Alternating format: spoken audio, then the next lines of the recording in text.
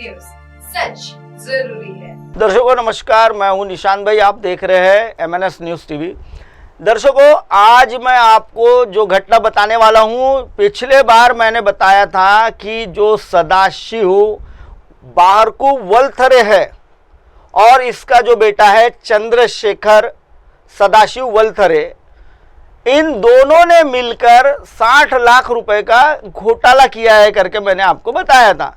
लेकिन घोटाले की परतें जब हमने पिछले सप्ताह जब और कागज खंगाले और जब हमारे पास कुछ जानकारियों के कागज पहुंचे तो दर्शकों पता चला कि 1,34,00,000 रुपए का सानगढ़ी की डिस्ट्रिक्ट कोऑपरेटिव बैंक में घोटाला किया गया है।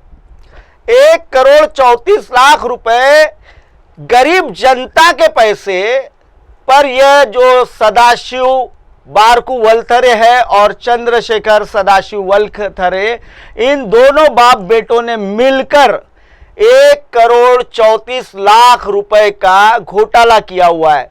गौर से देखिएगा दर्शकों, ये वही सदाशिव वलथरे है जो डिस्ट्रिक्ट कोऑपरेटिव बैंक भंडारे का उपाध्यक्ष के पद पर बैठकर इसने बड़े बड़े घोटाले किए हैं। अपने बेटे को भंडारा डिस्ट्रिक्ट कोऑपरेटिव बैंक में केवल चपरासी की नौकरी लगाई थी इसने। चपरासी की नौकरी, जी हां बिल्कुल आपने सही सुना है। ये सदाशिव वलथरे ने अपने बेटे को इस सानगढ़ी की जो बैंक अभी देख रहे हैं, इस बैंक में इसने चपरासी की नौकरी लगाई थी और उसको चपरासी की नौकरी लगते ही कुछ ही दिनों में उसे बाबू बना दिया गया था इस बैंक में। और बाबू बनने के बाद वो जब कैशियर के पद पर बैठ गया तो 1,34,00,000 रुपए का घोटाला सामने आया। दर्शकों, ये जो सदाशिव वलथरे है, यह डिस्ट्रिक्ट कोऑपरेटिव बैंक, अभी जो ये बैंक देख रहे हैं, इसी बैंक में उपाध्यक्ष के पद पर है। और कहा भी यह जाता है कि यह कई सालों से कई योजनाओं को डकर भी गया है। दर्शकों, आपको बता दूं कि 1,34,00,000 रुपए की रकम दोनों बाप बेटों ने मिलकर खाई हुई है।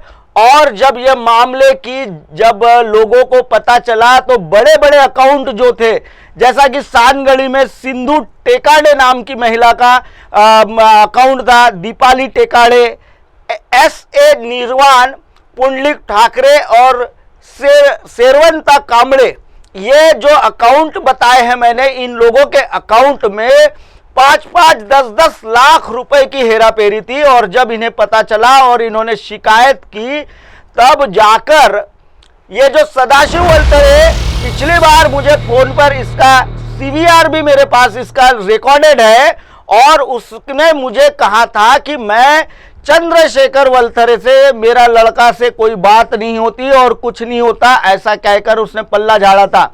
तो सदाशिव वलथरे, आप मुझे और हमारे दर्शकों को बताने का कष्ट करेंगे कि क्यों आखिर आपने इन खाते धारकों के हाथ पैर जोड़कर इनके खातों में पैसे डाले हुए हैं।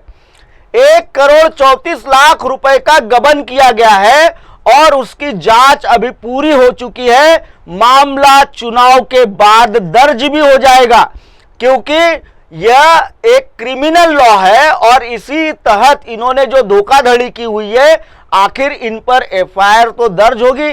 कानून तो कहता है कि अगर आपने पैसा भी दे दिया है लेकिन धोखाधड़ी तो की है, तो धोखाधड़ी की तो सजा इन्हें पड़ने ही वाली है।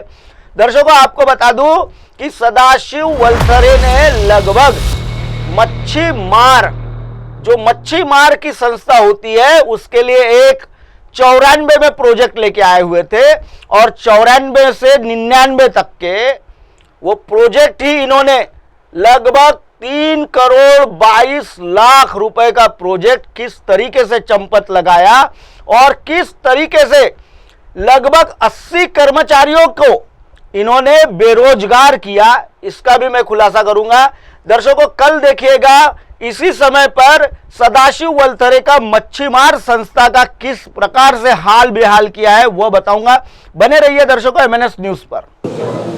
हाय, मैं हूं तापसी पन्नू और आप देख रहे हैं MNS न्यूज। आप देख रहे हैं एमएनएस न्यूज, सच जरूरी